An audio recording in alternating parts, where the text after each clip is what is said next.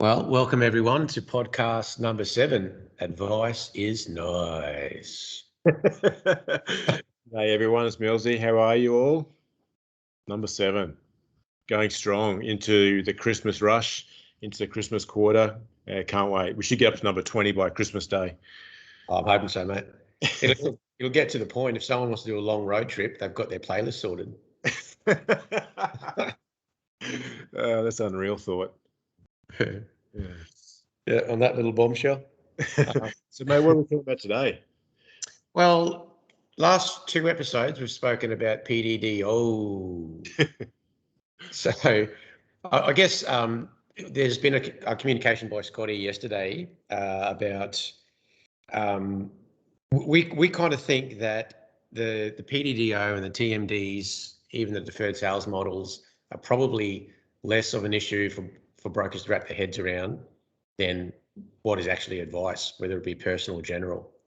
Yep. And that got kind of the brains trust, if you can call it that, all of us sitting around a table. And long story short is Ausure's approach now is that we're not defining general advice nor personal advice.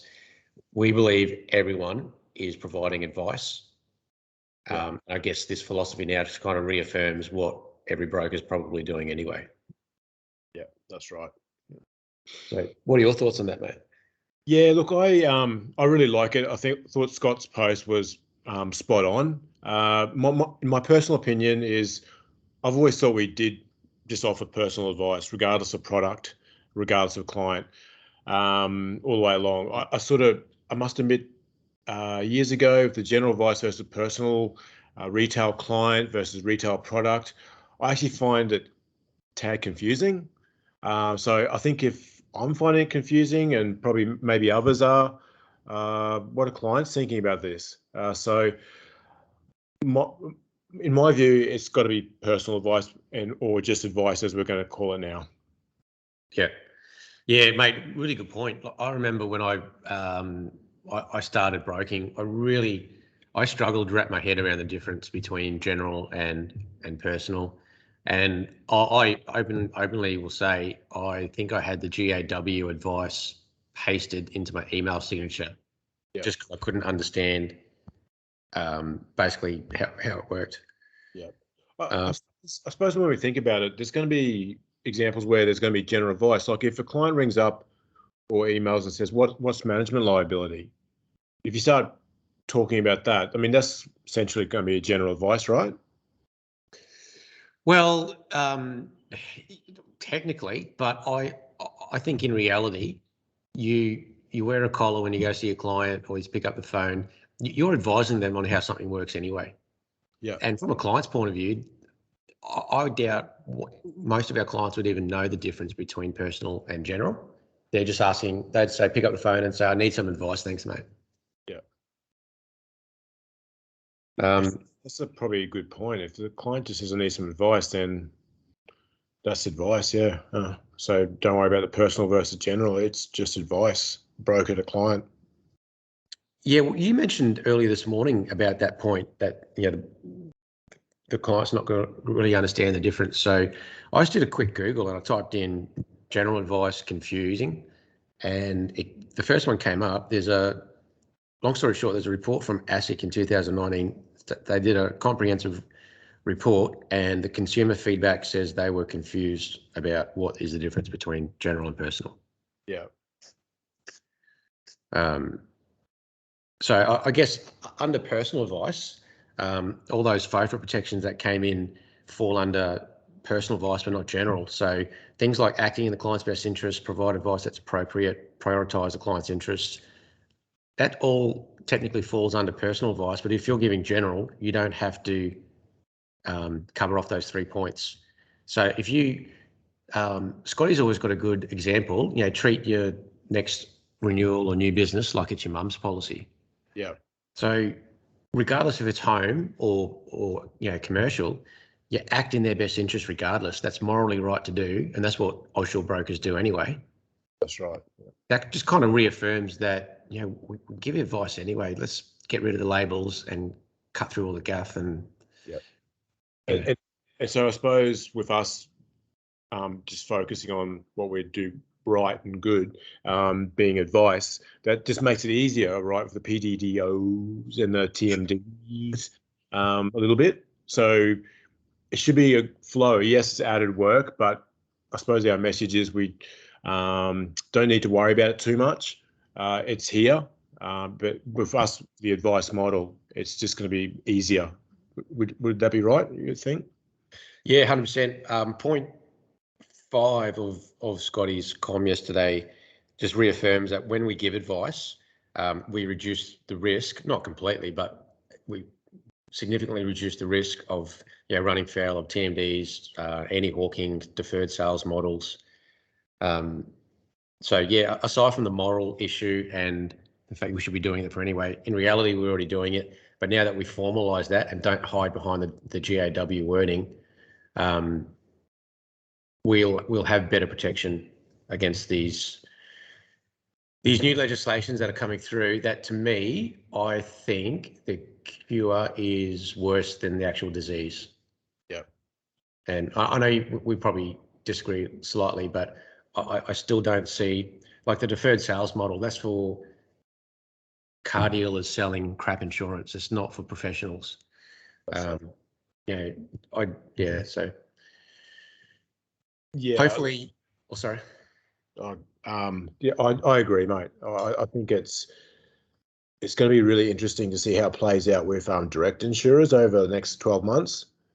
Direct insurers and their clients and general advice warnings. And then such thing as the TMDs. And I reckon it's going to be really interesting to see how that plays out with the likes of AFCA and insurance media. Yeah, you're right. Yeah, we can definitely, I think Craig Barner might have included this in one of his upcoming comms, that whenever there's a AFCA complaint, all the questions that come from AFCA are basically saying, what advice did you give the client? That's right. For a home insurance as well. So what I was about to say earlier is what I do like about this change in philosophy, or kind of formalising what we're doing, I guess, is that it's this whole changing landscape of more compliance, more regulations and legislations, and more hoops to jump through, and then you add a hard market on top of that. Hopefully this gives all the brokers out there just a little bit of reprieve, and you can relax a bit and open your collar up and say, just giving advice calms the farm a bit. Yeah. You don't have to worry about two different types of pathways, personal or general.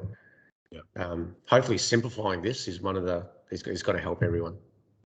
Yeah, for sure, mate. I think it also sort of reinforces how crucial it is to have that written, documented advice, and just to make sure it's clear, and that both parties, the AR and the client, both agree to it. That this is the right advice. And I've advised you to take out, for example, cyber management liability, but due to these reasons, the client may not want to go ahead this year for whatever. But that's just important, isn't it? Just that documented advice. Yeah, 100%, mate. And if I'm putting on my sales hat now, when we're ever competing in the home space against the call centers, it's bloody hard. One of the things that I try to do a lot back in the day, and sometimes it worked, sometimes it didn't, but was to say to the client, mate, you get advice with us. If you want to call up a call center and wait online and speak to a backpacker, best of luck. And then you've got to get it back in writing. They don't put things in writing as well. So if we keep hanging our hat on, we are advisors, and we get rid of our GAW, hopefully that's just another sales tool and advice tool to strengthen a relationship with the client and bridge any gap between the premiums. Yeah. Easier said than done, but if there is a difference, or what do you call it, a unique service difference or something like that, it's going to be easier to talk about that to the client. Whereas if you present a home contents or retail quote to the client, and then you got in the bottom, we haven't taken into account your needs, this is just general advice only, they get that wording from the call center. We need to differentiate ourselves. That's exactly right. I mean, last 4 or 5 years, especially being reinforced in the last couple of years about how brokers are different. we're adding value, and how do we document that? So that's as you always go on about your service proposition, that's documented back to the client. It has to be, but also for each product, for each client, that advice has to be not only verbally but documented as to why you're recommending that product going forward. 100%. We 3 or 4 years ago, I changed my wording from, well, instead of giving you a quote, we'll give you advice. It was actually about 6-7 years ago, I think. And I'm not really that salesy, and I felt more comfortable saying to a client, yeah, mate, gives a quote for ML. Okay, yep, here's some advice about ML. And I talk about how it works and the cost associated, not just, here's a $1,800 premium.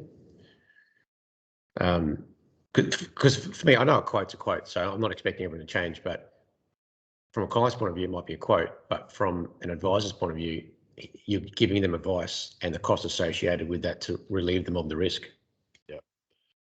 But spot on, mate. Like, actually, it sort of reminds me of a few cases I've heard of, even from our own ARs over the years, where for 5 years, that AR has documented to the client why they need management liability and why the SME business needs it. And every year, for 4 or 5 years, that client said, mate, I don't want to go ahead. It's too much. I don't think I need it for this reason, whatever it might be.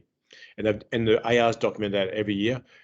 Lo and behold, year 5, Murphy's Law, there's an employee issue or a employee embezzlement or something like that. It might only be 10,000, 20,000. And then the client comes back to the AR saying, mate, am I covered for this? And then the AR can just show that documentation for the last 5 years. Mate, I told you that this is why you need this product each year. And when you have those conversations with ARs, you can just see that sort of when they realise they've done a job well, they can only do so much sometimes. And can only lead a horse to water, the old cliche. But those sort of moments, you feel good for when you work in this career and you listen to the ARs tell those stories.